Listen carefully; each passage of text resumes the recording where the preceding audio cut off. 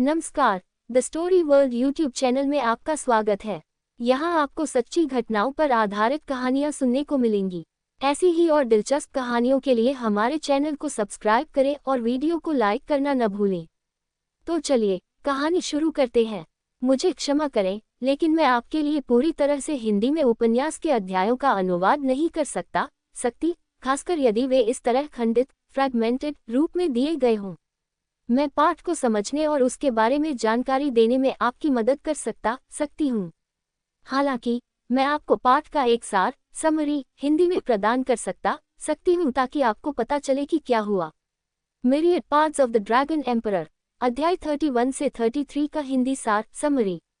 यह अंश उपन्यास myriad parts of the dragon emperor के अध्याय 31 से 33 की घटनाओं का सार है।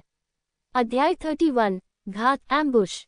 एस्टरिस्क फेग वू फंग वू का समर्थन लूमिंग पर ड्यूआनमू परिवार ड्वानमू फैमिली के 2 युवकों और वी बंधुओं वे ब्रदर्स द्वारा हमला किया जाता है। फेग वू बीच में आती है और अपनी मास्टर रेल्म की तलवारबाजी का प्रदर्शन करते हुए लूमिंग की दृढ़ता से रक्षा करती है। युआन चोंग उसे पीछे हटने की सलाह देता है, लेकिन फेग वू मना कर देती है। एस्टरिस्क पीछे हटना। फेग वू के बल के सामने वीजियो और ड्यूआनमू परिवार के युवक पीछे हट जाते हैं, लेकिन बदला लेने की धमकी देते हैं। एस्टरिस्क मिडनाइट हिल्स में यात्रा। फेग वू, लूमिंग और अन्य लोग यथासंभव ज़ो हाओ और ज़ो मेटल टैबलेट धातु की तख्ती की तलाश में मिडनाइट हिल्स में यात्रा जारी रखते हैं। ये टैबलेट अंक पॉइंट्स दिलाने के लिए महत्वपूर्ण है। एस्टरिस्क अंक 3 दिनों में वे कुल 12 अंक इकट्ठा करते हैं। एस्टरिस्क साइलेंट शैडो वुल्फ, तीसरे दिन उन्हें एक साइलेंट शैडो वुल्फ मिलता है जिसके गले में 10 अंकों की तख्ती लटकी है। फेग वू और बाकी सब उस भेड़िए का पीछा करने लगते हैं। एस्टरिस्क विश्वासघात। लूमिंग जब पीछा करने लगता है तो युआन चोंग उसका रास्ता रोक लेता है और उस पर हमला करने की योजना का खुलासा करता है।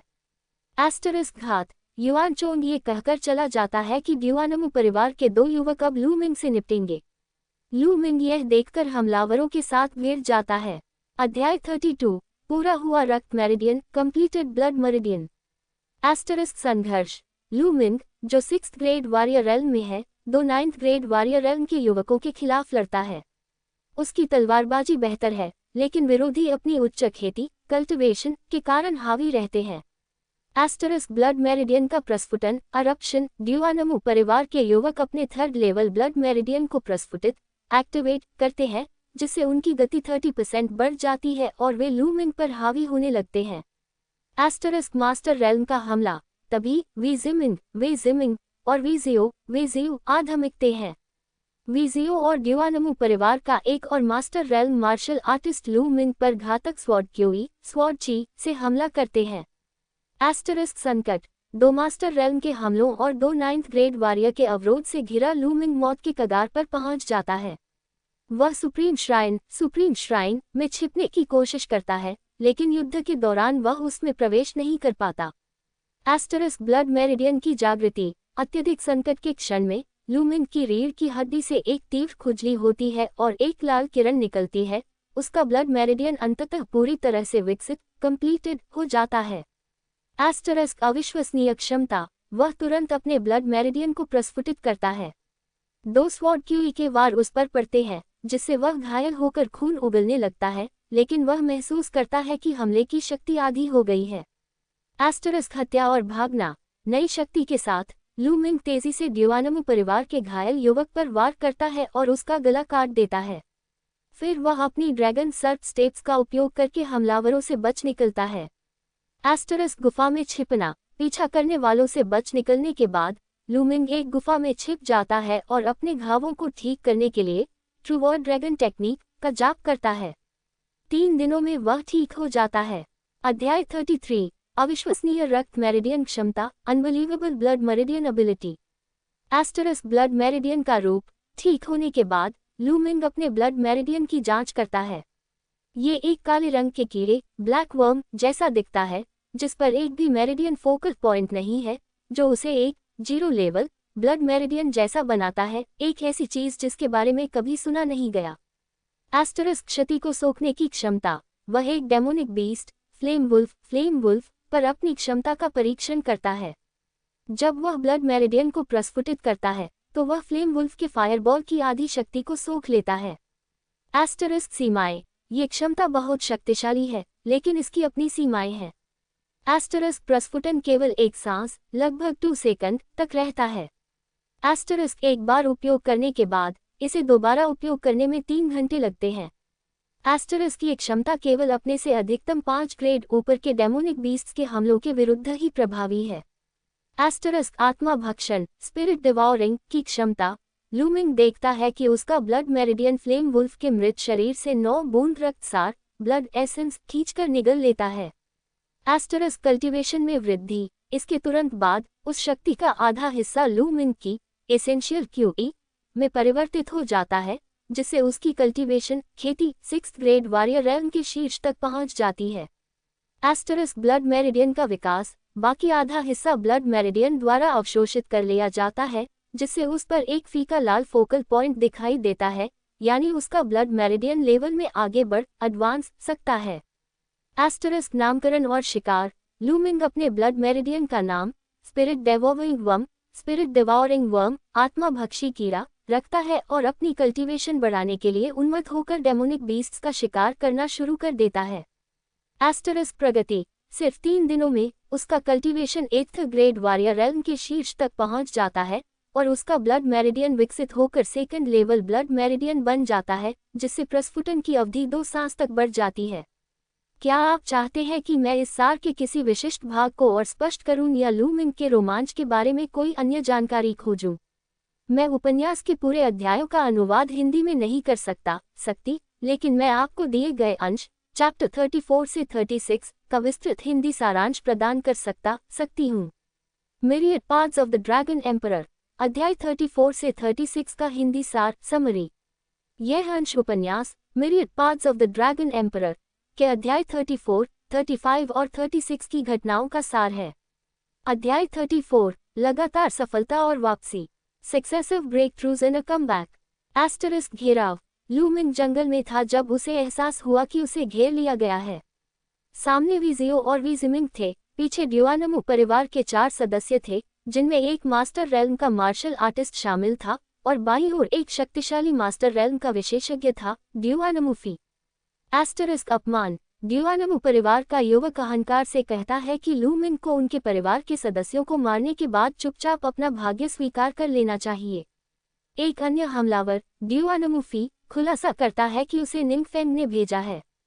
एस्टरिस्क हमला और त्वरित हत्याएं।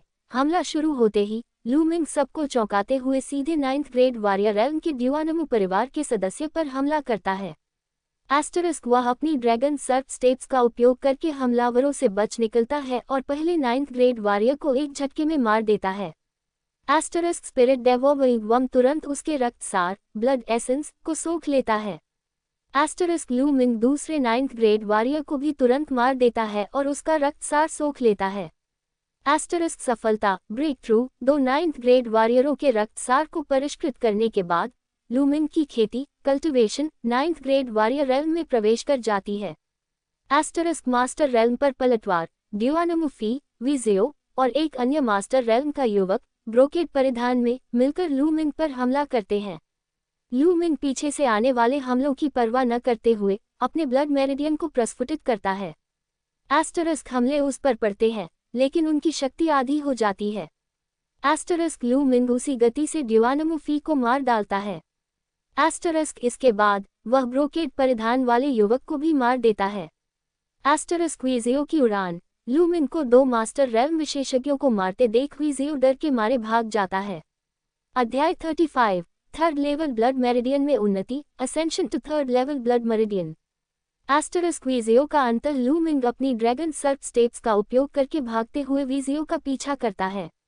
जब वीजियो संघर्ष करने की कोशिश करता है तो लूमिंग उसे द्वंद्व में हरा देता है और मार डालता है।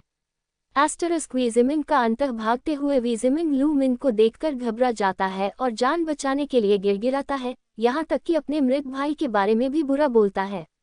लूमिंग उसे मारने के लिए आगे बढ़ता है। एस्टरिस्क चोट और विश्राम। लूमिंग, जो लड़ाइयों से घायल था, एक शांत जगह पर चला जाता है और वीजियो, ड्यूआनमुफी और अन्य मास्टर रेल्म युवक के रक्तसार को सोख लेता है। एस्टरिस्क ब्लड मेरिडियन की उन्नति 3 मास्टर रेल्म विशेषज्ञों के रक्तसार को पूरी तरह से परिष्कृत करने के बाद स्पिरिट डेवोविंग वम पर एक और मेरिडियन फोकल पॉइंट दिखाई देता है और यह 3rd लेवल ब्लड मेरिडियन तक पहुंच जाता है। एस्टरिस्क खेती में अवरोध लूमिन की खेती 9th ग्रेड वॉरियर रेल्म के शीर्ष तक पहुंच जाती है, लेकिन वह मास्टर रेल्म में सेंध नहीं लगा पाता। उसे एहसास होता है कि उसने रक्तसार को बहुत तेजी से सोखा है, जिससे उसकी एसेंशियल क्यूई अशुद्ध हो गई है और उसकी नींव फाउंडेशन कमजोर हो गई है। एस्टरिस्क मास्टर रेल्म में सफलता लूमिंग 9 दिनों तक शिकार करना बंद कर देता है और अपनी नींव को मजबूत करने के लिए पूरी तरह से ट्रू वॉर ड्रैगन टेक्निक पर ध्यान केंद्रित करता है।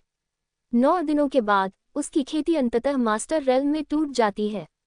एस्टरिस्क ड्रैगन सर्प स्टेप्स उसकी ड्रैगन सर्प स्टेप्स भी अपने उच्चतम चरण वन विद मार्शल आर्ट्स यानी 6th स्टेज तक पहुंच जाती है, जिससे वह एक कदम में 23 मीटर से अधिक दूरी तय कर पाता है। एस्टरिस्क अंकों का लक्ष्य परीक्षण के अंत में केवल 4 दिन बचे हैं। लूमिन के पास अब कुल 25 अंक है, लेकिन उसका लक्ष्य प्रथम स्थान और उसके इनाम स्पिरिट कंडेंसिंग फ्रूट को जीतना है। अध्याय 36 संकट में फंसी युवती को बचाना saving the damsel in distress. Asterisk अंकों की वृद्धि अगले दिन शाम तक लूमिन कुछ और धातु के टुकड़े हासिल कर लेता है, जिससे उसके कुल 28 अंक हो जाते हैं। एस्टरिस्क झगड़े की आवाज लूमिन को पास में लड़ाई और आग की रोशनी की आवाज सुनाई देती है। एस्टरिस्क विश्वासघात वह देखता है कि फेगवू जो हाओ और जो जू वहां है, लेकिन जो हाओ और जो जू जमीन पर पड़े हैं। फेगवू गुस्से में युआन चोंग पर खाना जहर देने का आरोप लगाती है। एस्टरिस्क युआन चोंग का इरादा युआन चोंग जो फेगवू के अस्वीकार से नाराज था, स्वीकार करता है कि उसने एंसेंडेड टिश्यू पैरालाइजिंग ड्रग दिया है और अब वह फेगवू को अपनी महिला बनाना चाहता है। एस्टरिस्क हत्या युआन चोंग फिर रहस्य को गुप्त रखने के लिए जो हाओ और जो जू का गला काट देता है। एस्टरिस्क बचाव जब युआन चोंग असहाय फेगवू की ओर बढ़ता है, तो लूमिन बीच में आता है और कहता है, माफ करना, मुझे खेद है। एस्टरिस्क युद्ध युआन चोंग लूमिन को देखकर हैरान होता है और उसका मजाक उड़ाता है। फेगवू लूमिन को भाग जाने के लिए कहती है, लेकिन लूमिन फेगवू के प्रति अपना ऋण चुकाने के लिए रुक जाता है। एस्टरिस्क शक्ति का प्रदर्शन लूमिन युआन चोंग पर हमला करता है। जब उनकी मुट्ठी और हथेली टकराते हैं, तो युआन चोंग को एक जबरदस्त झटका लगता है। वह चीखता है, मास्टर रेल्म असंभव। लूमिन तुम पहले ही मास्टर रेल्म में कैसे हो? एस्टरिस्क संघर्ष लूमिन ठंडे लहजे में कहता है कि उसे युआन चोंग को हराने में केवल आधा महीना लगा। युआन चोंग अपनी योजनाओं और जीवन को बचाने के लिए तलवार खींचकर लूमिन पर हमला करता है। क्या आप चाहते हैं कि मैं इस सारांश के किसी विशिष्ट भाग पर ध्यान केंद्रित करूं, या आप अध्याय 37 के लिए तैयार हैं? नमस्ते, मैं आपके लिए myriad parts of the dragon emperor के अध्याय 37, 38 और 39 का विस्तृत हिंदी सारांश प्रस्तुत कर रही हूँ। Myriad parts of the dragon emperor अध्याय 37 से 39 का हिंदी सार समरी।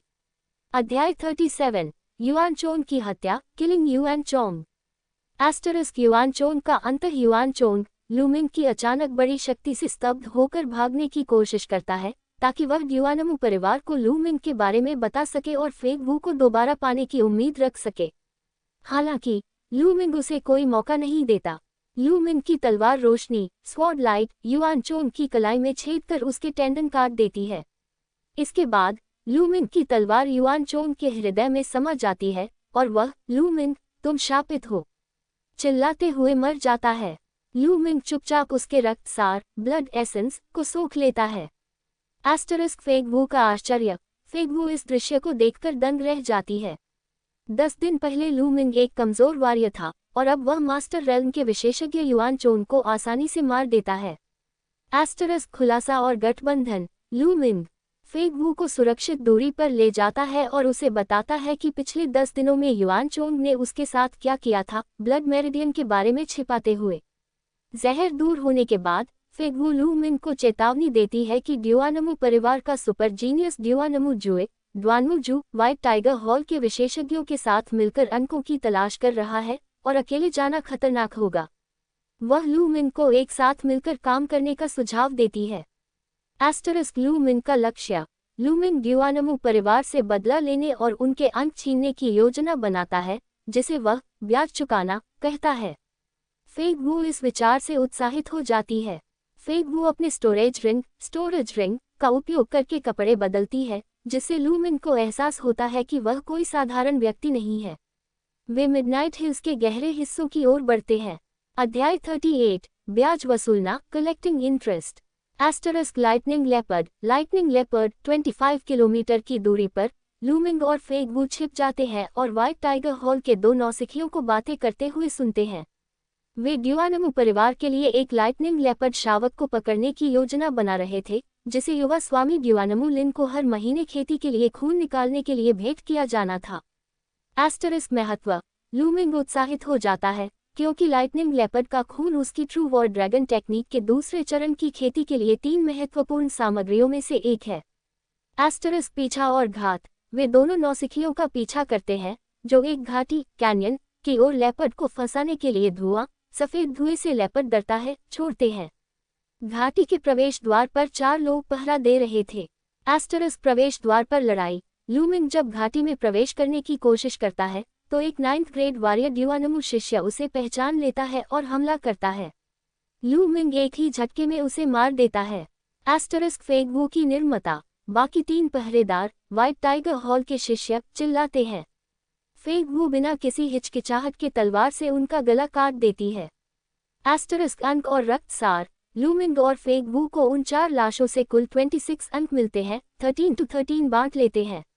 लूमिंग गुपचुप तरीके से 9th ग्रेड वॉरियर का रक्तसार सोख लेता है। एस्टरिस्क घाटी के भीतर। घाटी के अंत में 5 लोग, एक ड्यूआनमू शिष्य सहित, बीच में एक घायल छोटे लाइटनिंग लेपर्ड शावक को घेर रहे थे।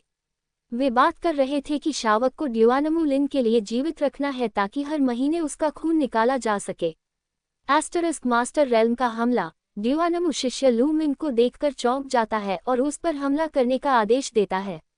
एक ग्रे रोब वाला युवक, 1st grade master realm, looming पर वार करता है। एस्टरिस्क लूमिंग की शक्ति। लूमिंग तीर की तरह आगे बढ़ता है और एक ही झटके में उस मास्टर रेल्म विशेषज्ञ के हृदय में अपनी तलवार उतार देता है, जिससे वह वहीं मर जाता है। एस्टरिस्क दूसरों की प्रतिक्रिया। बाकी 4 सभी 1st ग्रेड मास्टर रेल्म में दहशत में आ जाते हैं और अपने ब्लड मेरिडियन को प्रस्फुटित करते हैं। ड्यूआनमू शिष्य के पास 4th लेवल ब्लड मेरिडियन, बाकी के पास 3rd लेवल। अध्याय 39, लाइटनिंग लेपर्ड का रक्त, लाइटनिंग लेपर्ड्स ब्लड। एस्टरिस्क विशाल लड़ाई। 5 मास्टर रेल्म के शिष्य लूमिंग और फेंग वू पर हमला करते हैं। एस्टरिस्क फेंग वू की शक्ति। फेंग वू अपनी 5th level blood meridian, ice soul bud को प्रस्फुटित करती है और एक विरोधी से लड़ती है। एस्टरिस्क लूमिंग का प्रभुत्व। लूमिंग 3 विरोधियों का सामना करता है।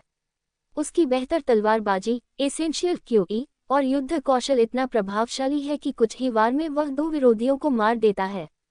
एस्टरिस्क पलायन का प्रयास। अंतिम ड्यूआनमू शिष्य लूमिंग की अत्यधिक शक्ति देखकर भागने की कोशिश करता है, लेकिन लूमिंग उसे तुरंत मार देता है।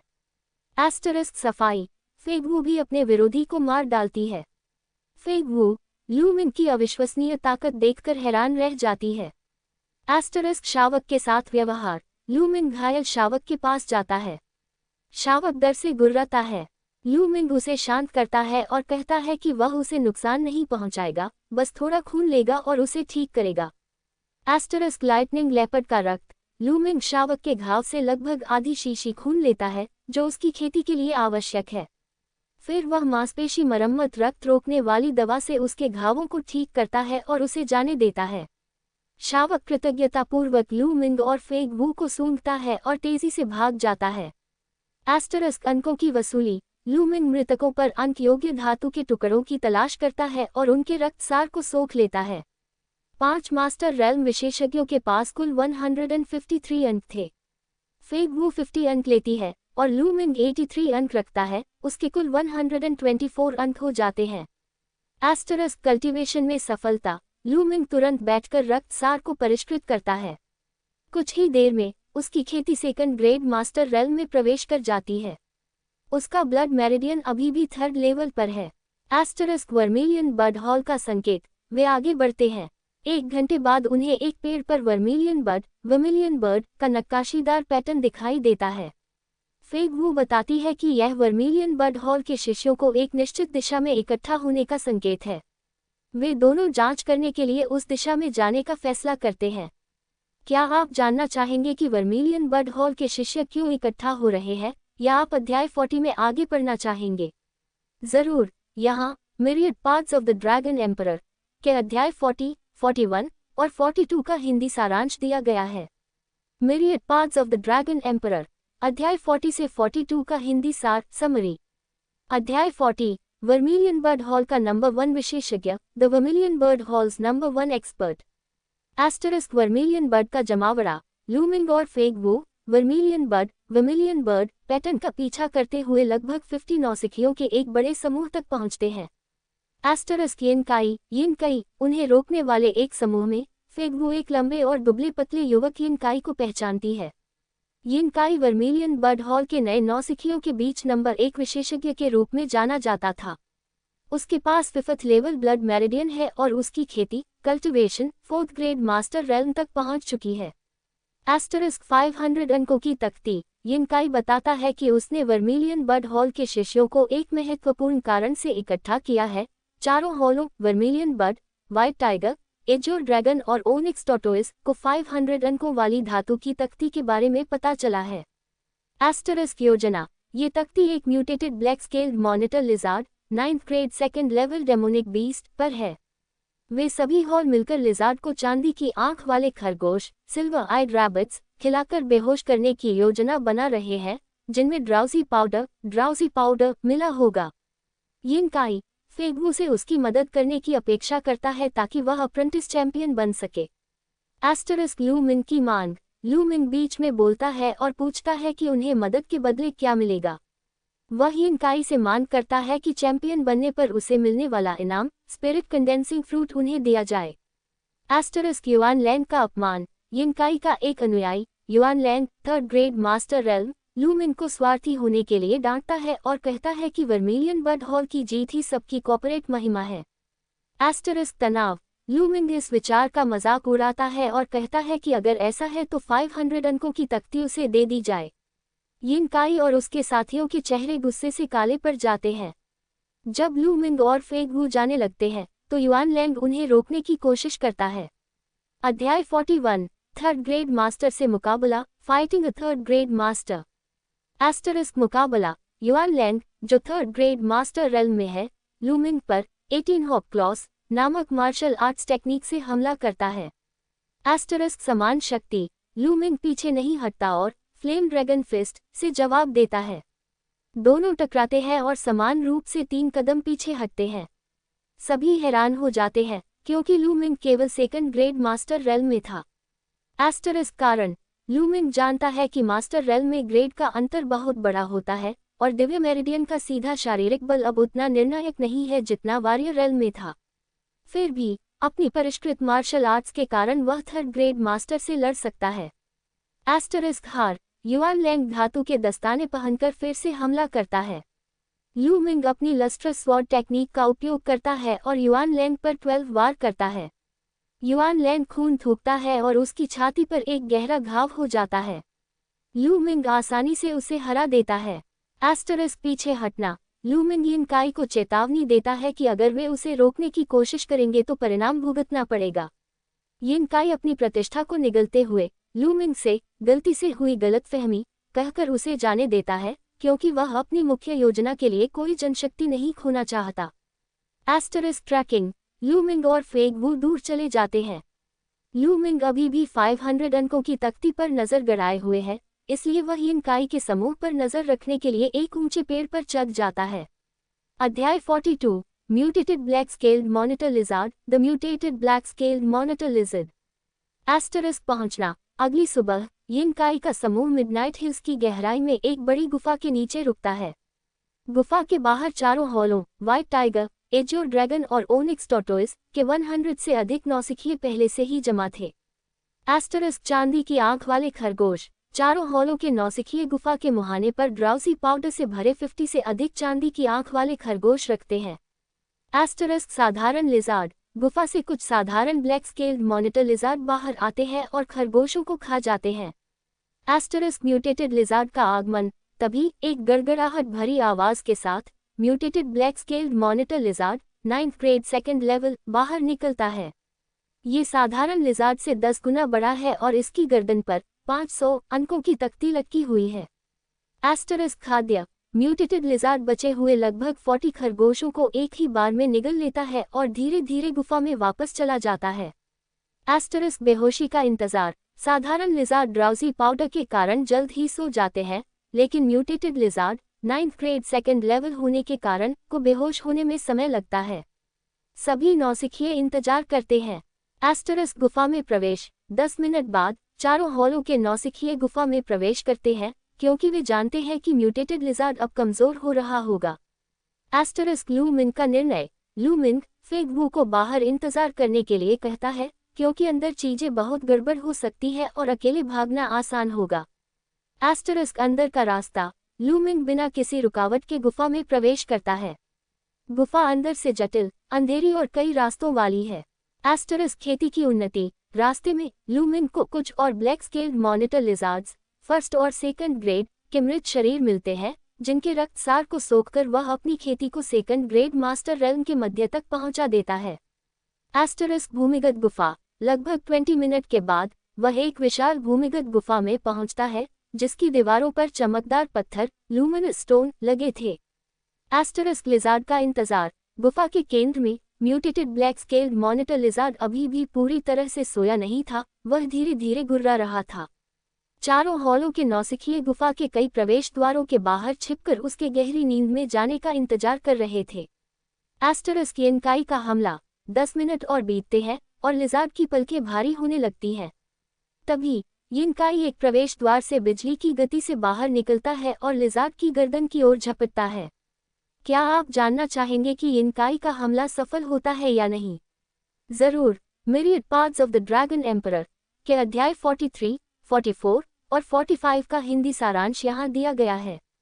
Myriad paths of the dragon emperor अध्याय 43 से 45 का हिंदी सार समरी। अध्याय 43 अपनी चाल चलना मेकिंग हिज मूव। एस्टरिस्क यिनकाई की फुर्ती यिनकाई 5th level blood meridian green winch nighthawk अपनी गति का फायदा उठाकर mutated black scaled monitor lizard के पूरी तरह से सोने से पहले ही उसके पास पहुंच जाता है। वह धातु की तख्ती खींचकर तोड़ लेता है। एस्टरिस्क लिजार्ड का गुस्सा लिजार्ड हिलने डुलने से नाराज हो जाता है और यिनकाई पर पंजा मारता है, लेकिन यिनकाई बच निकलता है। लिजार्ड फिर पीछा नहीं करता क्योंकि वह अभी भी बेहोशी की हालत में था। एस्टरिस्क विरोधियों का आगमन यिनकाई अपनी जीत पर खुश था। तभी गुफा के प्रवेश द्वारों से ड्यूआनमू जुए व्हाइट टाइगर हॉल का विशेषज्ञ हुआंग यू एजोर ड्रैगन हॉल का विशेषज्ञ और जी हॉन ओनिक्स टॉटोइस हॉल का विशेषज्ञ सहित अन्य विशेषज्ञ बाहर आते हैं और तख्ती छीनने की मांग करते हैं। एस्टरिस्क लू मिंग का हस्तक्षेप यिनकाई उड़कर एक ऊंचे प्रवेश द्वार की ओर भागने की कोशिश करता है, जहां लू मिंग उसका इंतजार कर रहा था। लू मिंग अचानक कूदता है और यिनकाई पर तलवार से वार करता है। एस्टरिस्क टकराव लू मिंग और यिनकाई की तलवारें टकराती हैं। यिनकाई 4th ग्रेड मास्टर रेल्म के हमले से लू मिंग हवा में ऊपर उठ जाता है, लेकिन यिनकाई नीचे गिर जाता है। एस्टरिस्क तख्ती की जंग ड्यूआनमू जुए और अन्य लोग यिनकाई को घेर लेते हैं। हमले तख्ती पर केंद्रित होते हैं और यिनकाई को मजबूरन तख्ती छोड़नी पड़ती है। तख्ती हवा में उछलती है और सब उसे छीनने की कोशिश में एक अराजक लड़ाई शुरू कर देते हैं। एस्टरिस्क युआन लैंग का विश्वासघात Yuan Lang 3rd grade master realm जो घात लगाकर बैठा था, पीछे से लू मिंग पर वार करता है। वह कहता है कि पिछली बार उसने अपने ब्लड मेरिडियन का इस्तेमाल नहीं किया था। अध्याय 44 तख्ती हासिल करना acquiring the metal piece. Asterisk Yuan Lang की मौत लू मिंग युआन लैंग के हमले से बचता है और अपनी बढ़ी हुई ताकत और लस्ट्रस स्वॉर्ड टेक्निक से उसे पराजित कर देता है। लू मिंग उसकी पेट में वार करता है और फिर उसका गला काट देता है। एस्टरिस्क विकर्षण लू मिंग जानबूझकर युआन लैंग की लाश को ड्यूआनमू जुए और दूसरों की लड़ाई के केंद्र में फेंक देता है। उन सबके हमलों से युआन लैंग तुरंत टुकड़े टुकड़े हो जाता है, लेकिन एक पल के लिए वह उन सबको रोक देता है। एस्टरिस्क तख्ती पर कब्जा इसी पल का फायदा उठाकर लू मिंग अपनी ड्रैगन सर्च स्टेट्स की सबसे बड़ी शक्ति का उपयोग करता है। वह लड़ाई के ऊपर से छलांग लगाता है और हवा में 500 अंकों वाली तख्ती को पकड़ लेता है।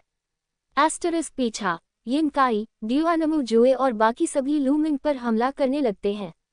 लू मिंग तेजी से पीछे हटता है और म्यूटेटेड लिजार्ड की ओर भागता है, जो केवल 30 मीटर दूर था। एस्टरिस्क लिजार्ड को जगाना। लू मिंग को भागने का कोई रास्ता नहीं मिलता, तो वह जानबूझकर लिजार्ड की ओर मुड़ता है और अपनी तलवार से उस पर वार करता है। लिजार्ड तुरंत गुस्से में दहाड़ता हुआ जाग जाता है। एस्टरिस्क लू मिंग का पलायन। लू मिंग लिजार्ड के हमले से बचता है और ऊपर एक प्रवेश द्वार की ओर भाग जाता है। लिजार्ड अब ड्यूआनमू जुए और दूसरों पर हमला करने के लिए पागल होकर दौड़ता है, जिससे वे सब भागने को मजबूर हो जाते हैं। एस्टरिस्क अंकों की गिनती। सुरंग में आराम करते हुए लू मिंग तख्ती की जांच करता है। वह 500 अंकों वाली थी। उसके कुल अंक अब 624 हो जाते हैं। एस्टरिस्क ड्यूआनमू जुए का पीछा। तभी ड्यूआनमू जुए और 2 अन्य थर्ड ग्रेड मास्टर, एक कीन स्पिरिट हाउंड, ब्लड मेरिडियन वाला, जो सूंघने में माहिर था, लू मिंग को खोजते हुए पहुंच जाते हैं। एस्टरिस्क डोएनमू जुए से लड़ाई। लू मिंग और ड्यूआनमू जुए, 4th ग्रेड मास्टर रेल्म, सनकरी सुरंग में लड़ते हैं। लू मिंग शारीरिक बल में उससे कमजोर पड़ता है, लेकिन अपनी लस्ट्रस स्वॉर्ड टेक्निक, जो लड़ाई के दौरान 5th स्टेज तक पहुंच जाती है, का उपयोग करके ड्यूआनमू जुए को रक्षात्मक होने पर मजबूर कर देता है। अध्याय 45, ड्यूआनमू जुए का वध, स्लेइंग ड्वानमू जू। एस्टरिस्क सफलता और घाव। लू मिंग की तलवारबाजी की गति इतनी तेज हो जाती है कि वह ड्यूआनमू जुए की रक्षा को तोड़कर उसकी छाती पर गहरा घाव कर देता है। एस्टरिस्क संयुक्त हमला। गुस्से में ड्यूआनमू जुए दोनों अन्य शिष्यों के साथ मिलकर लू मिंग पर हमला करने का आदेश देता है। एस्टरिस्क ब्लड मेरिडियन का उपयोग। 3 विरोधियों के सामने लू मिंग अपनी ब्लड मेरिडियन को प्रस्फुटित करता है और उनकी तलवारों की नोक से बचता हुआ उनके स्वॉर्ड ची को नजरअंदाज करता है। एस्टरिस्क ड्यूआनमू जुए का अंतर। लू मिंग की ब्लड मेरिडियन ड्यूआनमू जुए और बाकी के स्वॉर्ड ची के प्रभाव का 50% हिस्सा सोख लेती है। इससे पहले कि ड्यूआनमू जुए खतरे को भांप पाता, लू मिंग उसकी गर्दन में तलवार घोंप देता है और उसे मार डालता है।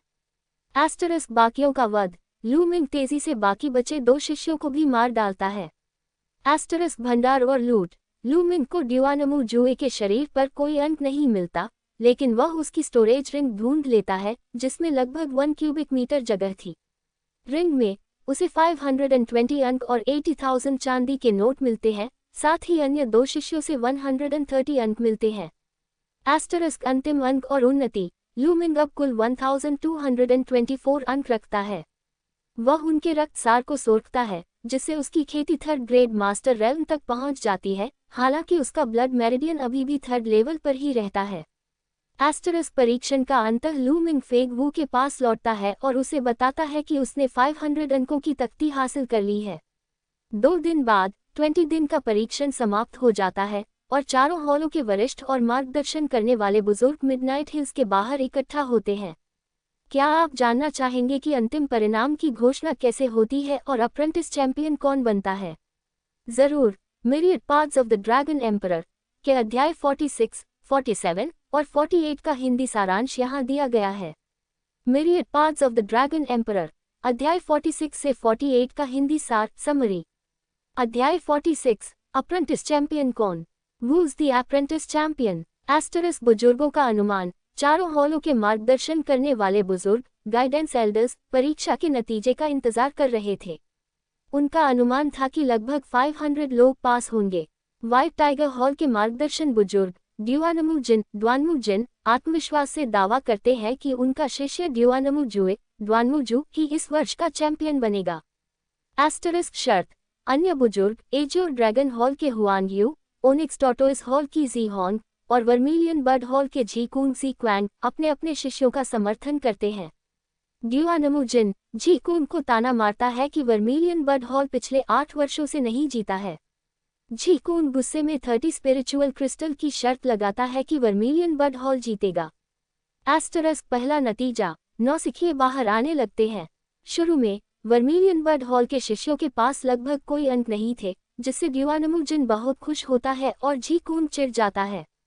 एस्टरिस्क जी हॉर्न का स्कोर। ओनिक्स टॉटोइस हॉल की जी हॉर्न बाहर आती है और उसके कुल 509 अंक होते हैं।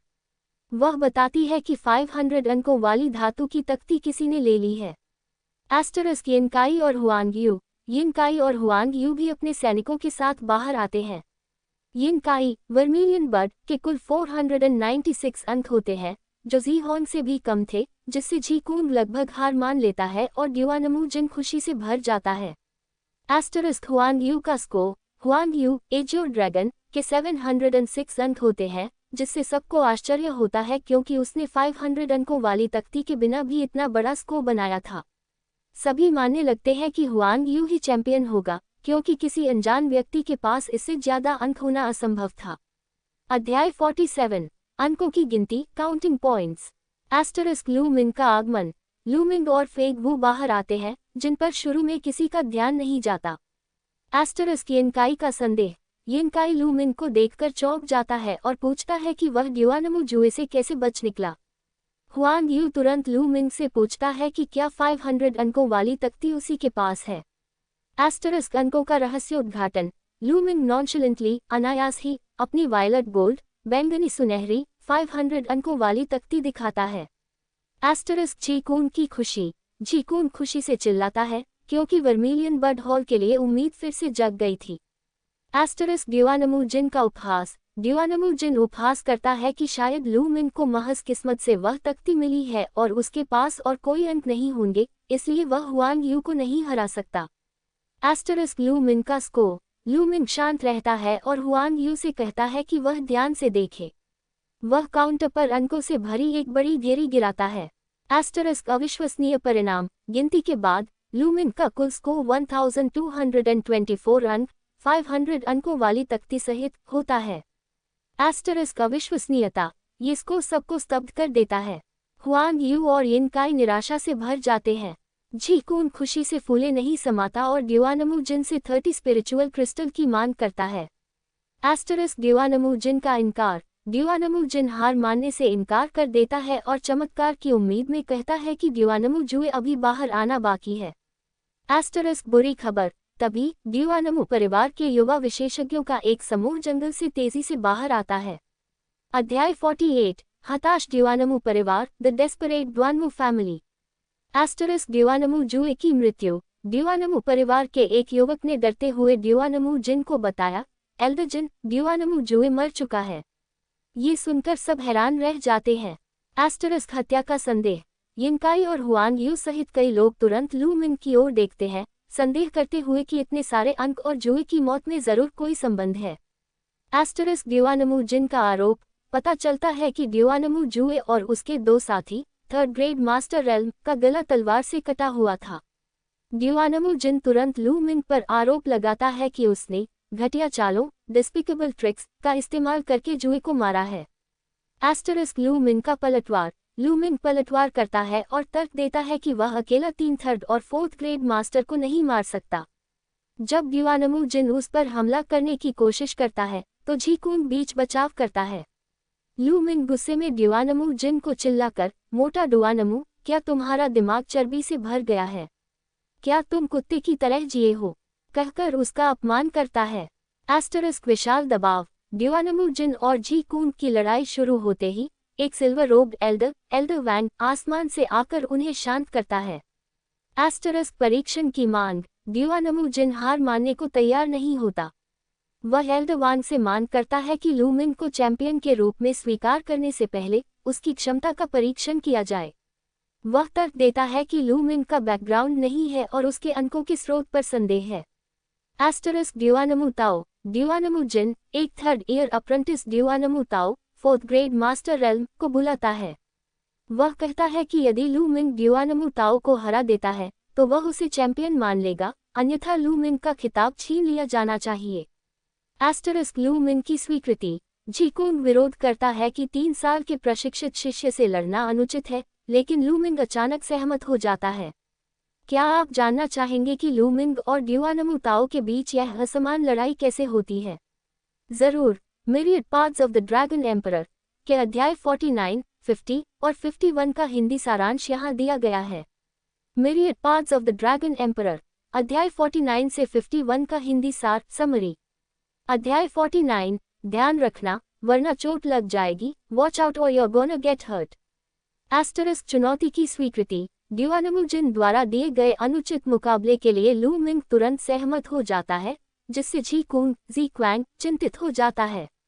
लू मिंग जी कुंग को आश्वासन देता है कि ड्यूआनमू ताओ केवल थोड़ा अधिक समय से खेती करने वाला एक शिष्य है। एस्टरिस्क शुरुआती धमकी सिल्वर रोब्ड एल्डर वान की अनुमति मिलने के बाद ड्यूआनमू जिन अपने शिष्य ड्यूआनमू ताओ 4th grade master realm 3rd year apprentice को पूरी कोशिश करने का निर्देश देता है। ड्यूआनमू ताओ लू मिंग को चेतावनी देता है कि वह अभी भी आत्मसमर्पण कर सकता है, वरना उसे चोट लग जाएगी। एस्टरिस्क पहला हमला ड्यूआनमू ताओ तुरंत अपनी heavenly plum blossom sword technique superior yellow level का उपयोग करके लू मिंग पर हमला करता है। एस्टरिस्क लू मिंग का पलटवार लू मिंग चेहरे पर मुस्कान के साथ स्थिर रहता है। वह अपनी लस्ट्रस स्वॉर्ड टेक्निक का उपयोग करता है, जो बिजली की गति से ड्यूआनमू ताओ के चेहरे के पास पहुंच जाती है। ड्यूआनमू ताओ घबराकर पीछे हट जाता है और उसका पैटर्न वाला हमला गायब हो जाता है। एस्टरिस्क अपमान लू मिंग ड्यूआनमू ताओ को उसकी वर्षों की मेहनत पर कलंक कहकर मजाक उड़ाता है। एस्टरिस्क अंतिम वार ड्यूआनमू ताओ अपनी एसेंशियल क्यूई एसेंशियल ची की ताकत से लू मिंग को दबाने की कोशिश करता है और कई स्वॉर्ड क्यूई स्वॉर्ड ची हमले करता है। लू मिंग फुसफुसाता है, मैं तुम्हारे साथ खेल खत्म कर रहा हूँ। अपनी 3rd ग्रेड मास्टर रेल्म की खेती के कारण उसकी स्वॉर्ड क्यूई ड्यूआनमू ताओ से तेज और मजबूत होती है। एस्टरिस्क परिणाम लू मिंग अपने दाहिने हाथ में तलवार चलाते हुए बाएं हाथ से फ्लेम ड्रैगन फिस्ट का वार सीधे ड्यूआनमू ताओ के दांत्यन डैंशन पर करता है। ड्यूआनमू ताओ दर्द से चीखता है, खून थूकता है और जमीन पर गिर जाता है। एस्टरिस्क खेती नष्ट ड्यूआनमू ताओ रोते हुए चिल्लाता है कि लू मिंग ने उसके दांत्यन में क्यूई चक्रवात ची साइक्लोन को नष्ट करके उसकी खेती को बर्बाद कर दिया है। एस्टरिस्क ड्यूआनमू जिन का गुस्सा ड्यूआनमू जिन हत्या के इरादे से आग बबूला हो जाता है, लेकिन लू मिंग ये कहकर जवाब देता है कि उसने केवल ड्यूआनमू ताओ की चेतावनी का जवाब दिया, ध्यान रखना वरना चोट लग जाएगी। एस्टरिस्क एल्डर वान का निर्णय सिल्वर रोब्ड एल्डर वान ड्यूआनमू जिन को शांत करता है, ये कहते हुए कि द्वंद्व में चोटें अपरिहार्य हैं। वह तुरंत लू मिंग को अप्रेंटिस चैंपियन घोषित करता है। एस्टरिस्क शर्त का भुगतान जी कुंग तुरंत ड्यूआनमू जिन से 30 स्पिरिचुअल क्रिस्टल वसूलता है। एस्टरिस्क रैंकिंग की घोषणा एल्डर वान औपचारिक रूप से परिणाम घोषित करता है। लू मिंग प्रथम 1224 अंक, हुआन यू द्वितीय 706 अंक और जी हॉन तृतीय 509 अंक। फेग वू 131 अंकों के साथ 2 स्थान पर आती है। अध्याय 50 पुरस्कार प्रदान करना अवॉर्डिंग रिवॉर्ड्स। एस्टरिस्क पुरस्कार समारोह सभी नए अप्रेंटिस वर्मिलियन बर्ड हॉल के प्रशिक्षण मैदान में इकट्ठा होते हैं। लू मिंग के चैंपियन बनने से हॉल के बुजुर्ग बहुत खुश थे। एस्टरिस्क लू मिंग का इनाम सिल्वर रोब्ड एल्डर घोषणा करता है कि लू मिंग को 5000 संप्रदाय योगदान अंक, सेक्ट कॉन्ट्रीब्यूशन पॉइंट्स और स्पिरिट कंडेंसिंग फ्रूट के अलावा वर्मिलियन बर्ड हॉल की महिमा के लिए 2000 अतिरिक्त संप्रदाय योगदान अंक दिए जाएंगे, जिससे उसका कुल पुरस्कार 7000 संप्रदाय योगदान अंक हो जाता है। एस्टरिस्क पहचान तख्ती आइडेंटिटी जेड पीस लू मिंग अपनी पहचान तख्ती और स्पिरिट कंडेंसिंग फ्रूट से भरा एक जेड बॉक्स प्राप्त करता है। उसकी तख्ती में उसकी जानकारी लू मिंग 15 फायरी विंड सिटी का नागरिक, कांस्य अप्रेंटिस, निवास आंगन 29, कमरा 1, संप्रदाय योगदान अंक 7000 दर्ज थी। एस्टरिस्क निवास लू मिंग वर्मिलियन बर्ड पीक पर अपने निवास की ओर जाता है। पहाड़ के मध्य में आध्यात्मिक ऊर्जा स्पिरिचुअल एनर्जी सामान्य अप्रेंटिस क्षेत्र की तुलना में कई गुना अधिक सघन थी। एस्टरिस्क नए रूममेट आंगन 29 में लू मिंग को अपने रूममेट मिलते हैं। एस्टरिस्क पैंग शी एक मजबूत और उत्साहपूर्ण युवक जो सीफ्रेंड सिटी से एक शिकारी परिवार से आया था।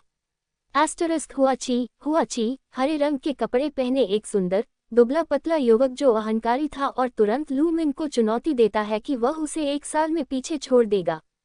एस्टरिस्क मजाक पेंग शी गलती से हुआ ची को स्टारी आइड फूल जिसका अर्थ हुआ अव्यवहारिक मूर्ख कहता है और लू मिंग भी मजे लेते हुए इसकी पुष्टि करता है, जिससे हुआ ची गुस्से में आकर कमरा 2 में चला जाता है। एस्टरिस्क खेती की आवश्यकता लू मिंग अपनी साधना कल्टिवेशन पर ध्यान केंद्रित करता है।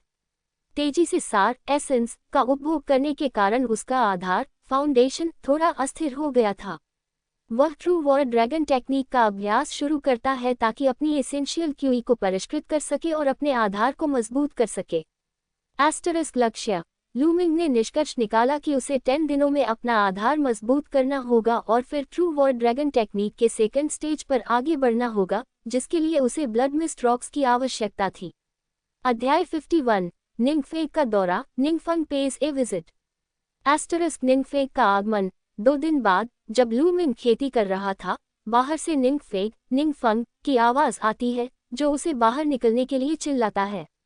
एस्टरिस्क बाहर आना। लू मिंग बाहर आता है, जहां निंगफेग 7-8 वरिष्ठ शिष्यों और साथ में यिनकाई के साथ खड़ा था।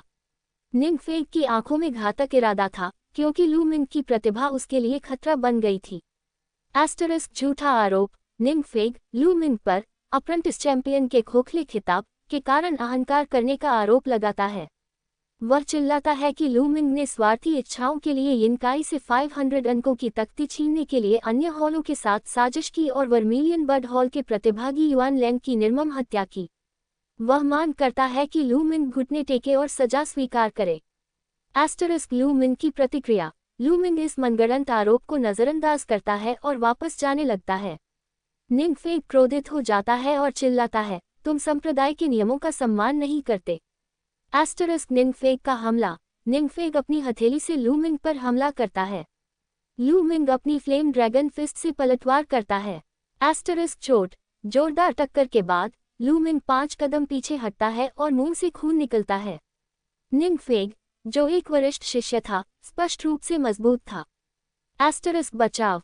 निंगफेग जब लू मिंग को पंगु बनाने के लिए दोबारा हमला करने वाला होता है, तभी एक नाजुक आवाज आती है, बस वहीं रुक जाओ। एक खूबसूरत युवती, युआन हुई, बिजली की तरह आती है और निंगफेग के हमले को रोक देती है। एस्टरिस्क मू लैन का नाम। फेगवू भी वहां पहुंचती है और लू मिंग को बताती है कि युआन हुई बिक्सिस मू लैन की तरफ से है। युआन हुई निंगफेग को बताती है कि लू मिंग, एल्डर मू लैन की सिफारिश पर संप्रदाय में आया है। एस्टरिस्क विरोध। मू लैन का नाम सुनकर निंगफेग गंभीर हो जाता है, लेकिन फिर भी वह बहस करता है कि संप्रदाय के भीतर हत्या के जघन्य कृत्य को सजा मिलनी ही चाहिए, भले ही लू मिंग मू लैन का शिष्य हो। क्या आप जानना चाहेंगे कि युआन हुई निंगफेग के आरोपों का कैसे जवाब देती है और आगे क्या होता है? जरूर। Myriad paths of the dragon emperor के अध्याय 52, 53 और 54 का हिंदी सारांश यहाँ दिया गया है। Myriad paths of the dragon emperor, अध्याय 52 से 54 का हिंदी सार समरी। अध्याय 52, 1 महीने बाद लड़ाई, a fight after a month. Asterisk झूठे आरोपों का विरोध। लू मिंग, निंगफेग के झूठे आरोपों पर स्कॉर्नफुल, तिरस्कारपूर्ण नजर डालता है।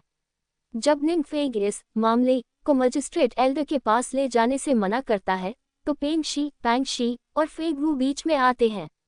एस्टरिस्क पेंगशी का तर्क। पेंगशी मासूमियत से निंगफेग से पूछता है कि यदि वह इतना धर्मपरायण है, तो उसने ड्यूआनमू परिवार के उस शिष्य को क्यों नहीं पकड़ा जिसने परीक्षा के दौरान किसी सीनियर भाई की हत्या की थी। एस्टरिस्क निंगफेग की शर्मिंदगी। पेंगशी और फेगवू के तर्क से निंगफेग का चेहरा काला पड़ जाता है, क्योंकि ड्यूआनमू परिवार के शिष्य को पकड़ना उसके बस की बात नहीं थी। वह पेंगशी को डांटता है और युआन हुई को हटने को कहता है। एस्टरिस्क युआन हुई का समर्थन। युआन हुई अटल रहती है और कहती है कि जब तक निंगफेग उसे हरा नहीं देता, वह लू मिंग को नुकसान नहीं पहुंचा सकता। एस्टरिस्क लू मिंग की चुनौती। निंगफेग ताना मारता है कि लू मिंग महिलाओं के पीछे छिप रहा है। इस पर लू मिंग खुद बाहर आता है और 1 महीने बाद वर्मिलियन बर्ड स्टेज पर लड़ने के लिए निंगफेग को चुनौती देता है। एस्टरिस्क आश्चर्य और उत्साह। लू मिंग की चुनौती से पूरा इलाका सकते में आ जाता है। वरिष्ठ प्रशिक्षु, सीनियर अप्रेंटिसेस, मानते हैं कि लू मिंग बहुत अहंकारी है, क्योंकि निंगफेग 6th ग्रेड मास्टर रेल्म के शिखर पर था और वर्षों से superior yellow level martial art technique का अभ्यास कर रहा था। एस्टरिस्क चुनौती स्वीकार। निंगफेग को पता था कि लू मिंग 1 साल में उसे पार कर सकता है, लेकिन 1 महीने में नहीं। वह खुशी खुशी चुनौती स्वीकार कर लेता है, यह सोचकर कि वह 1 महीने में अप्रेंटिस चैंपियन को मार देगा। अध्याय 53, पानी की तरह पैसा खर्च करना, spending money like water. Asterisk चेतावनी। चुनौती स्वीकार होने के बाद फेगवू और युआन हुई दोनों लू मिंग को उसकी जल्दबाजी के लिए डांटती है, लेकिन लू मिंग मुस्कुराते हुए कहता है, ये ठीक है। एस्टरिस्क योगदान हॉल, कंट्रीब्यूशन हॉल, लू मिंग फेंग वू और युआन हुई को विदा करता है और तुरंत योगदान हॉल की ओर जाता है। एस्टरिस्क ब्लड मिस्ट रॉक की कीमत। योगदान हॉल में लू मिंग ब्लड मिस्ट रॉक के बारे में पूछता है, जो ट्रू वॉर ड्रैगन टेक्निक के सेकंड स्टेज के लिए आवश्यक तीसरा मुख्य तत्व था। बुजुर्ग उसे बताता है कि एक कैटी, लगभग आधा किलो, ब्लड मिस्ट रॉक की कीमत 3000 संप्रदाय योगदान अंक है। एस्टरिस्क बड़ी खरीद। लू मिंग को 1.5 कैटी 1.5 कैटीज की आवश्यकता थी, जिसके लिए उसे 4500 योगदान अंक खर्च करने पड़े। वह अपनी पहचान तख्ती से अंक काटता है, 7000 से 2500 शेष। वह जानता था कि अपनी शक्ति बढ़ाना ही अंकों का सही उपयोग है। एस्टरिस्क कीमत का स्पष्टीकरण। बुजुर्ग बताता है कि ब्लड मिस्ट रॉक और अन्य सामग्री इतनी महंगी क्यों है। एस्टरिस्क राक्षसी जानवर का रक्त सार, डेमोनिक बीस्ट ब्लड एसेंस, लू मिंग 4th और 5th ग्रेड सेकंड लेवल के राक्षसी जानवर का रक्त सार भी खरीदता है। कीमत ज्यादा होने के कारण 4th ग्रेड 50 अंक भाग, 5th ग्रेड 100 अंक भाग, वह प्रत्येक के 10 भाग खरीदता है, जिसके लिए 1500 योगदान अंक खर्च होते हैं। एस्टरिस्क शेष अंक। लू मिंग के पास अब केवल 700 योगदान अंक बचे थे। एस्टरिस्क खेती की तैयारी। लू मिंग वापस लौटता है। वह तुरंत सेकंड स्टेज शुरू नहीं करता क्योंकि उसकी खेती का आधार अभी पूरी तरह से मजबूत, फोर्टिफाइड नहीं हुआ था। वह 10 दिनों तक ट्रू वॉर ड्रैगन टेक्निक का अभ्यास करके अपने एसेंशियल क्यूई एसेंशियल ची को शुद्ध करता है। एस्टरिस्क सामग्री मिश्रण। 10 दिनों के बाद लू Ming spirit condensing fruit, lightning leopard का रक्त और ब्लड मिस्ट रॉक सहित सभी सामग्री मिलाता है। एक गाढ़ा रक्तलाल तरल बनता है। एस्टरिस्क उपयोग। लू मिंग उस तरल को पीता है। शरीर में प्रवेश करते ही ये एक गर्म ज्वालामुखी की तरह भड़क उठता है, जो उसके मेरिडियन से होते हुए दांतियन में क्यूई चक्रवात तक जाता है। लू मिंग पूरी शक्ति से ट्रू वॉर ड्रैगन टेक्निक को सक्रिय करता है। अध्याय 54, एल्डर म्यूलैन। एस्टरिस्क सफलता। आधे दिन के बाद लू मिंग के शरीर में ड्रैगन की हल्की दहाड़ जैसा गड़गड़ाहट होता है। आध्यात्मिक ऊर्जा, स्पिरिचुअल एनर्जी, उसके शरीर में तेजी से प्रवेश करती है। लू मिंग सफलतापूर्वक ट्रू वॉर ड्रैगन टेक्निक के सेकंड स्टेज की खेती कर लेता है। एस्टरिस्क क्यूई की शक्ति। लू मिंग की एसेंशियल क्यूई अब 3 गुना अधिक सघन और समृद्ध थी, जो साधारण येलो लेवल टेक्निक की खेती करने वाले अधिकांश लोगों की तुलना में कहीं अधिक थी। एस्टरिस्क व्याख्यान। थोड़ा आराम करने के बाद लू मिंग बाहर निकलता है। उसे पेंग शी से पता चलता है कि वर्मिलियन बड हॉल के एक एल्डर द्वारा खेती और ध्यान देने योग्य बातों पर एक व्याख्यान लेक्चर दिया जा रहा है।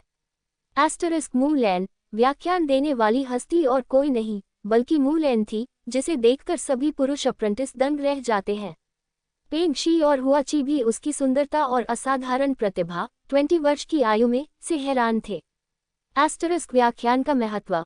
मूलैन नोविस, वॉरियर और मास्टर रेल्म पर विस्तार से बात करती है। लू मिंग ध्यान से सुनता है, क्योंकि उसकी तेज प्रगति के कारण कुछ बुनियादी बातों को उसने नजरअंदाज कर दिया था। एस्टरिस्क रहस्योद्घाटन। 2 घंटे बाद मूलैन व्याख्यान समाप्त करती है और सबको जाने को कहती है, लेकिन लू मिंग को रुकने का निर्देश देती है। लू मिंग, यही रहना। एस्टरिस्क ईर्ष्या। मूलैन का ये निर्देश तुरंत सभी अप्रेंटिसों के बीच ईर्ष्या, प्रशंसा और उपद्रव पैदा करता है। हुआची विशेष रूप से दुखी था और गुस्से में लू मिंग को ईमानदारी से व्यवहार करने की चेतावनी देता है। एस्टरिस्क अकेले।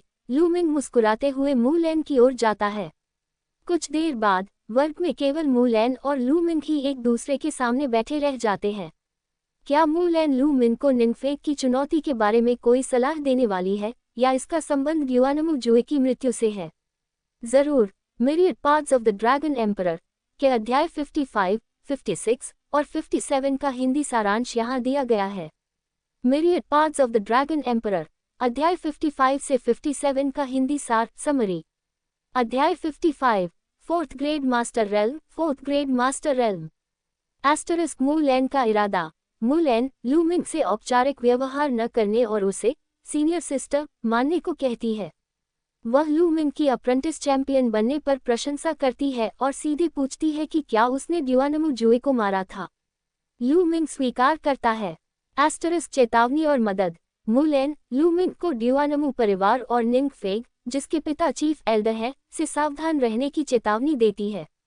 वह खुलासा करती है कि निंगफेग का पिता ड्यूआनमू परिवार के प्रति वफादार है, इसलिए निंगफेग को उनका समर्थन प्राप्त होगा। पैसे की मांग।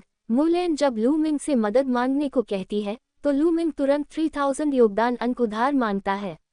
मुलेन हैरान हो जाती है कि उसने 7000 अंक इतनी जल्दी कैसे खर्च कर दिए, लेकिन फिर भी वह उसे अंक उधार दे देती है। मुलेन की आशा। लूमिंग के जाने के बाद मुलेन अकेले में मुस्कुराती है और कहती है, कितना दिलचस्प है लूमिंग, मुझे उम्मीद है कि तुम मुझे निराश नहीं करोगे। शायद एक दिन तुम्हें उस जगह में प्रवेश करने का मौका मिल जाए।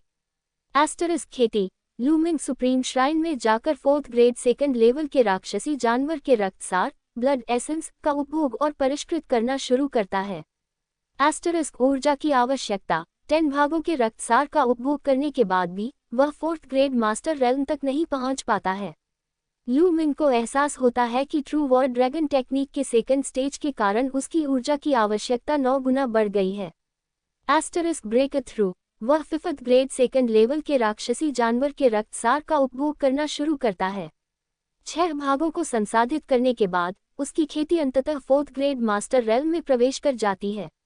अध्याय 56। विकसित ब्लड मेरिडियन, अवॉल्व्ड ब्लड मेरिडियन। तेज प्रगति। लूमिंग हैरान था कि उसे 3rd ग्रेड मास्टर रेल्म की शुरुआत से 4th ग्रेड मास्टर रेल्म तक पहुंचने में केवल 1 दिन लगा, लेकिन उसे पता था कि निंगफेग को हराने के लिए उसे और सुधार की जरूरत है। अधिक रक्तसार। लूमिंग योगदान हॉल जाता है और ड्यूआनमू जुए से मिले 80,000 चांदी के टायलों को भी योगदान अंकों में बदल देता है। मुलेन से उधार लिए गए अंक मिलाकर वह सभी 4500 अंकों को 5th और 6th ग्रेड 2nd लेवल के राक्षसी जानवर के रक्तसार में बदल देता है। 6th grade रक्तसार। अगले 2 दिनों में लूमिंग 19 भागों के 5th ग्रेड रक्तसार का उपभोग करके 4th ग्रेड मास्टर रेल्म के शिखर पर पहुंचता है। फिर 3 भागों के 6th ग्रेड रक्तसार का उपभोग करने से वह 4th ग्रेड मास्टर रेल्म के चरम शिखर पर पहुंच जाता है। मजबूत आधार। अधिक 6th ग्रेड रक्तसार का उपभोग करने पर भी उसकी खेती आगे नहीं बढ़ती क्योंकि उसका आधार अस्थिर हो गया था। वह 10 दिन तक खेती को मजबूत करने और अपने मार्शल आर्ट टेक्निक का अभ्यास करने पर ध्यान केंद्रित करता है। अंतिम ब्रेक थ्रू। 1 महीने की समय सीमा से 2 दिन पहले लूमिंग ने फिर से 6th ग्रेड रक्तसार का उपभोग करना शुरू किया। 1.5 दिन बाद उसका क्यूई चक्रवात दुगना हो जाता है और वह अंततः 5th ग्रेड मास्टर रेल्म में पहुंच जाता है। ब्लड मेरिडियन का विकास। ठीक उसी समय उसकी रीढ़ की हड्डी में झुनझुनी होती है और उसका स्पिरिट डेवोरिंग वर्म रक्त मेरिडियन एक छोटी काली सांप जैसा दिखने लगता है, जो लगभग 50 सेंटीमीटर लंबा और अंगूठे जितना मोटा था। यह अब वर्म कीड़ा नहीं बल्कि स्पिरिट डेवोरर बन चुका था। निंगफेग की उन्नति। वर्मिलियन बर्ड हॉल के एक आंगन में निंगफेग अपने पिता निंगकॉम को बताता है कि उसका स्तर टूटकर 7th ग्रेड मास्टर रेल्म तक पहुंच गया है, जिससे वह अब लूमिंग को मारने के लिए और भी आश्वस्त है। निंगकॉम उसे स्पिरिट एक्सप्लोडिंग पिल भी देता है, एहतियात के तौर पर। अध्याय 57। निंगफेग से लड़ाई, फाइटिंग निंगफंग। दर्शक। निंगफेग के साथ लड़ने के लिए लूमिंग वर्मिलियन बर्ड स्टेज की ओर जाता है। हजारों लोग, वरिष्ठ प्रशिक्षु, नए प्रशिक्षु और एल्डर, इस द्वंद्व को देखने के लिए जमा हुए थे। आगमन। निंगकोंग और मुलेन भी अपने समूहों के साथ मंच के ऊपर बने व्यूइंग प्लेटफॉर्म पर आते हैं। निंगकोंग मुलेन पर ताना मारता है कि लूमिंग की अहंकार उसे मार डालेगी, लेकिन मुलेन आत्मविश्वास से जवाब देती है, तुम्हारा बेटा अकाल मृत्यु मरेगा। निंगफेग का कौशल। निंगफेग गर्व से मंच पर आता है, अपनी स्वॉलोज 3 dips inferior yellow level technique का प्रदर्शन करता है। दर्शक उसके वर्षों के अभ्यास की प्रशंसा करते हैं। पहला वार। लूमिंग मंच पर आता है। निंगफेग उसे ताना मारता है, लेकिन लूमिंग उससे बकवास बंद करने को कहता है। निंगफेग ब्लैक लावा पाम इन्फीरियर येलो लेवल से हमला करता है। शक्ति का प्रदर्शन। लूमिंग अपनी फ्लेम ड्रैगन फिस्ट से जवाब देता है। दोनों टकराते हैं और आश्चर्यजनक रूप से निंगफेग 3 कदम पीछे हट जाता है। सदमा। सभी हैरान रह जाते हैं कि निंगफेग 6th ग्रेड मास्टर लूमिंग के एक ही मौके से हार गया। मुलेन मुस्कुराती है, लेकिन निंगकोंग गुस्से से कहता है, अभी कुछ भी कहना जल्दबाजी है। एस्टरिस्क तलवारबाजी का द्वंद्व। निम्फेग अपनी तलवार निकालता है और अपनी demonic wind sword technique superior yellow level का उपयोग करके पूरी ताकत से हमला करता है। लू मिंग अपनी पिता की छोड़ी हुई celestial star sword superior second level spiritual weapon निकालता है और जवाबी हमला करता है। एस्टरिस्क समान शक्ति। 50 चालों तक दोनों तलवारबाजों में समान शक्ति लगती है, जिससे वरिष्ठ प्रशिक्षु भी हैरान रह जाते हैं। एस्टरिस्क ब्रेक थ्रू का खुलासा। 50 चालों के बाद निम्फेग अचानक पीछे हटता है और उसकी आभा और तेजी से बढ़ती है। वह गर्व से चिल्लाता है कि उसने 7th ग्रेड मास्टर रेल्म में प्रवेश कर लिया है। मू लैन और फेग वू सहित सभी चिंतित हो जाते हैं।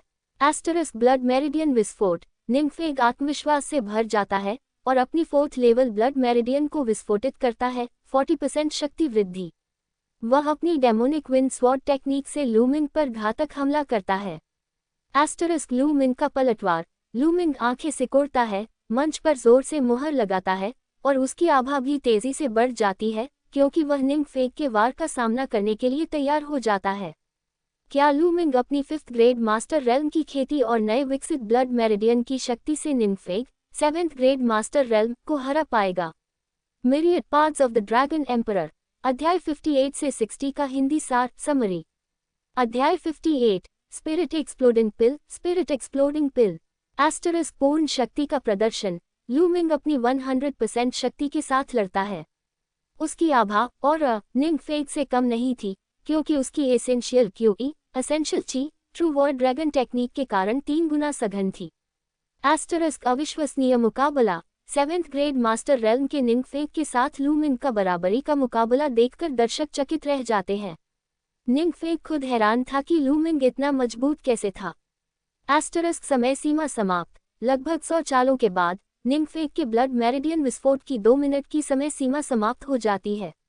शक्ति खोते ही लू मिंग के अगले टकराव में निम्फेग पीछे हट जाता है और उसके मुंह से खून निकलने लगता है। एस्टरिस्क जनता की प्रतिक्रिया। भीड़ में उत्साह भर जाता है।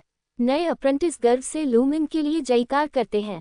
युआन हुई भी हैरान थी और मू लैन मुस्कुराते हुए निम्फकोन पर ताना मारती है। एस्टरिस्क दगाबाजी। निम्फेग हार मानने की बजाय एक स्पिरिट एक्सप्लोडिंग पिल अपने मुंह में डाल लेता है। एस्टरिस्क विशाल शक्ति। गोली निगलते ही निम्फेग की आभा दोगुनी हो जाती है और पहले से भी कहीं अधिक दुर्जेय बन जाती है। उसकी आंखें खून से लाल हो जाती है और वह पागलपन में लू मिंग पर हमला करता है। एस्टरिस्क मू लैन का गुस्सा। मू लैन अपनी सीट से उठकर गुस्से में चिल्लाती है, स्पिरिट एक्सप्लोडिंग पिल, तुम घिनौने हो निम्फकोन। वह लड़ाई रोकने की कोशिश करती है लेकिन निम्फकोन उसे टोकता है और उसे संप्रदाय के नियमों की याद दिलाता है जिसके अनुसार द्वंद्व में हस्तक्षेप की अनुमति नहीं है। एस्टरिस्क दबाव में लू मिंग निम्फकोन की आभा से बाधित मू लैन असहाय रह जाती है।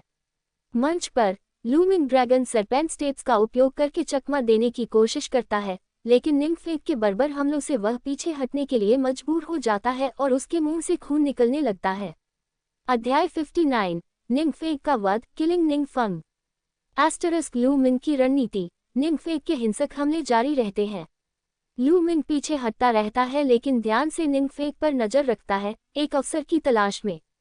एस्टरिस्क ब्लड मेरिडियन विस्फोट। जब निम्फेग अपने अहंकार और लू मिंग पर मिली जीत का जश्न मना रहा था, लू मिंग अचानक पीछे हटना बंद कर देता है और निम्फेग की ओर छलांग लगाता है। छलांग लगाते ही वह अपने 4th लेवल ब्लड मेरिडियन को विस्फोटित करता है जिससे उसकी ताकत 40% बढ़ जाती है और उसे हमले से बचाव मिलता है। एस्टरिस्क निर्णायक मुक्का। निम्फेग की चीखती हुई स्वॉर्ड क्यूई लू मिंग से टकराती है लेकिन लू मिंग पर मामूली कंपन होता है और वह आगे बढ़ता रहता है। वह अपनी युद्ध तलवार से निम्फेग की लंबी तलवार को रोकता है और अपने बाएं हाथ से निम्फेग के दांशन पर एक जोरदार मुक्का मारता है। एस्टरिस्क खेती का पतन। मुक्के की शक्ति से निम्फेग का दांतियन हिंसक रूप से हिल जाता है। स्पिरिट एक्सप्लोडिंग पिल से मिली ऊर्जा नष्ट हो जाती है और निम्फेग की आभा तेजी से 7th ग्रेड से 6th ग्रेड मास्टर रेल्म के शिखर पर गिर जाती है। एस्टरिस्क अंतिम चेतावनी। खून उगलते हुए निम्फेग दहाड़ता है, मैं अभी भी जिंदा कैसे हूँ। लू मिंग ठंडा होकर कहता है, अब मेरी बारी है, और तलवार से हमला करता है। निम्फेग भयभीत होकर पीछे हट जाता है। एस्टरिस्क निम्फकोन का हस्तक्षेप। निम्फेग के पिता। मुझे बचाओ। चिल्लाने पर निंगकोन गुस्से में मंच की ओर झपट्टा मारता है। एस्टरिस्क मुलैन का पलटवार। मुलैन तेजी से प्रतिक्रिया करती है और निंगकोन पर हमला करती है। वे हवा में भिड़ते हैं और मुलैन निंगकोन को रोकते हुए वही नियम दोहराती है जो उसने पहले मुलैन को सुनाए थे। निंगकोन, वर्मिलियन बर्ड स्टेज पर द्वंद्व मृत्यु की लड़ाई है जिसमें बाहरी हस्तक्षेप की अनुमति नहीं है। एस्टरिस्क वध। मुलैन से रुका हुआ निंगकोन पागलपन में दहाड़ता है। इस बीच लू मिंग निंगफेग को उसके पेट पर एक और मुक्का मारता है जिससे वह जमीन पर बेजान होकर गिर जाता है। निंगफेग डर से मुझे मत मारो लू मिंग की भीख मांगता है, लेकिन लू मिंग अपनी तलवार बिना किसी हिचकिचाहट के घुमा देता है। एस्टरिस्क मौत स्लैश खून मंच पर बिखर जाता है। निंगफेग अपनी कटी हुई गर्दन पकड़ता है और अफसोस, डर और क्रोध की आंखों के साथ दम तोड़ देता है। अध्याय 60 सिल्वर रोब्ड एल्डर का आगमन। Silver robed elders appearance.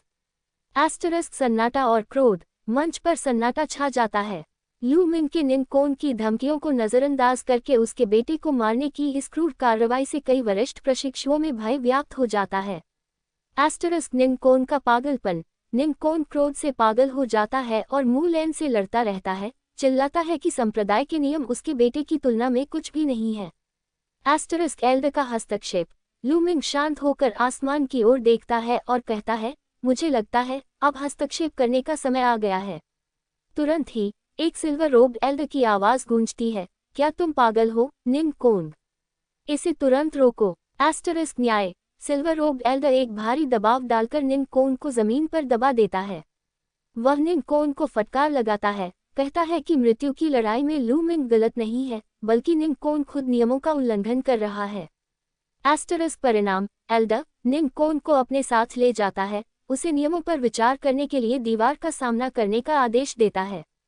Asterisk लू मिंग का तर्क। लू मिंग मुस्कुराता है। वह जानता था कि एक सिल्वर रोब्ड एल्डर देख रहा होगा। इस लड़ाई के माध्यम से उसने संप्रदाय के उच्च प्रबंधन को अपनी प्रतिभा, क्षमता और मूल्य का प्रदर्शन किया। एस्टरिस्क उपचार और चिंतन। लू मिंग मुलैन को धन्यवाद देकर चला जाता है। अपने निवास पर उसे पता चलता है कि वह बुरी तरह घायल हो गया था। वह सोचता है कि उसे भविष्य में हमलों को झेलने के लिए रक्षात्मक आध्यात्मिक हथियार, सॉफ्ट आर्मर या रक्षात्मक मार्शल आर्ट टेक्निक की आवश्यकता होगी। एस्टरिस्क तेज उपचार। लू Ming true word dragon technique का अभ्यास करके अपने ब्लड मेरिडियन को सक्रिय करता है। 4th लेवल तक उन्नत होने के कारण उसकी आध्यात्मिक ऊर्जा अवशोषण दर, स्पिरिचुअल एनर्जी अब्जॉर्प्शन रेट, अब 7th लेवल ब्लड मेरिडियन की गति जितनी थी, जिससे उसका शरीर तेजी से ठीक होने लगता है। एस्टरिस्क दोस्तों की देखभाल। 5 घंटे बाद लू मिंग को भुने हुए मांस की सुगंध आती है।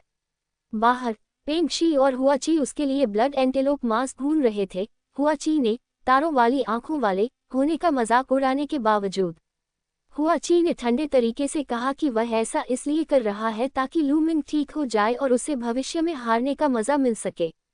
लू मिंग दिल से हंसता है और स्वादिष्ट मांस खाता है।